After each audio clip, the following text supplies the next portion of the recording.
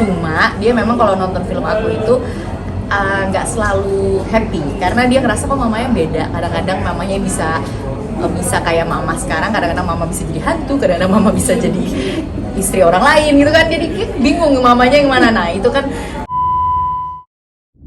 ceritain nggak? Ya alhamdulillah aku menginjak usia 34 tahun ini, dan kemarin kita hanya rayakan bertiga aja, kecil-kecilan. Kita makan di restoran di dekat Opera House di Sydney, dan perasaannya bahagia ya karena kan masih dikasih umur, masih dikasih kehidupan yang juga balance ya, dari pekerjaan dan juga keluarga. Masih ada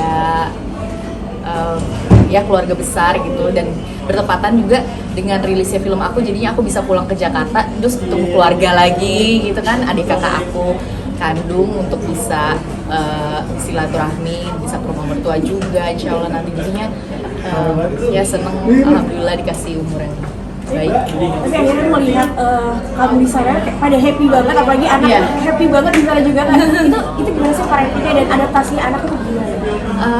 Parentingnya sebenarnya simple aja sih, karena aku termasuk ibu yang sukanya by example aja, contoh aja gitu ya. Misalnya kalau dia kan sekarang lagi kindergarten, banyak temennya umur 6 tahun juga, kadang-kadang ada teman-teman yang suka moody gitu kan.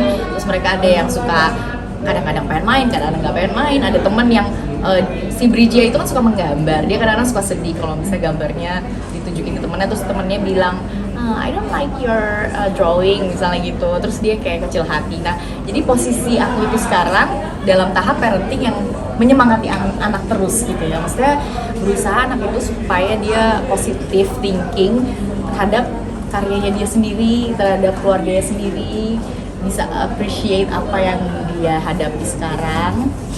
Jadinya jangan gampang kecil hati sama opini orang, jangan gampang terpengaruh dengan selera orang, harus punya pendirian kayak gitu-gitu. Ya harus bisa bangga dengan dirinya sendiri lah, itu yang challenge aku sekarang. Berarti bolak-balik Australia Jakarta ya kan, soal pekerjaan? Iya, karena kan posisinya sekarang setahun ada 3 film gitu kan.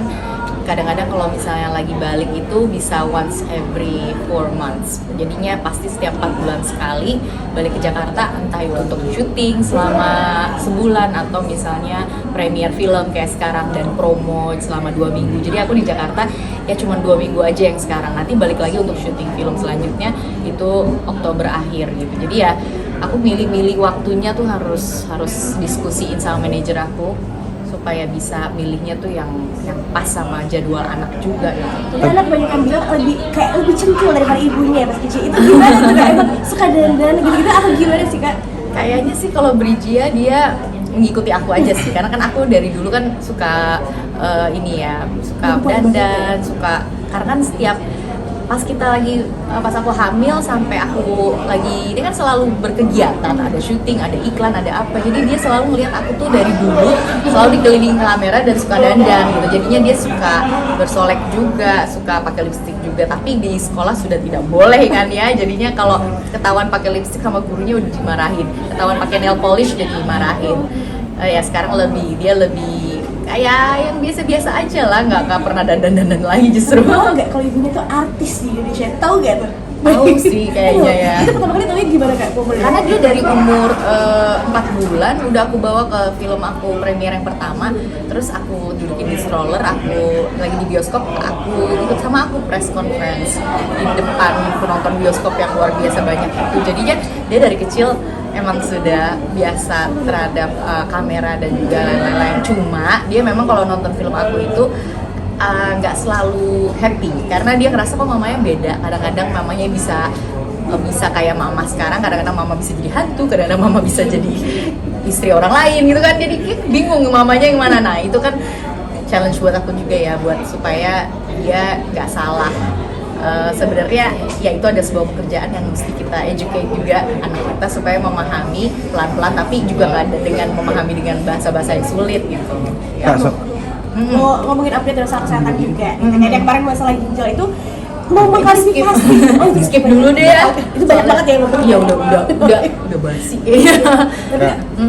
kamu? Oh iya, kamu. Iya, Gimana iya. dong? Oh iya, pokoknya terus anak juga akhirnya ada satu momen gak sih Kak, kayak pas lagi nonton film kamu tuh kayak, "Ma, ini kayak bukan kamu deh." Ada pertanyaan yang kayak, "Enggak, kok anak seumur ini udah nanya kayak gitu?" Itu ada nggak momen kayak gitu nggak?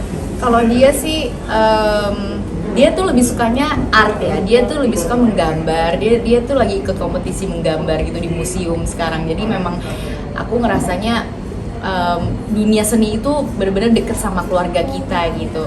Kalau untuk dari segi acting atau nyanyi, dia belum aku arahin ke situ karena memang menurut aku masih terlalu muda. Jadi aku untuk anak aku hanya untuk seni itu gambar, melukis gitu ya. Terus abis itu aku anterin berenang, sama aku anterin balet gitu biasanya. Dan dia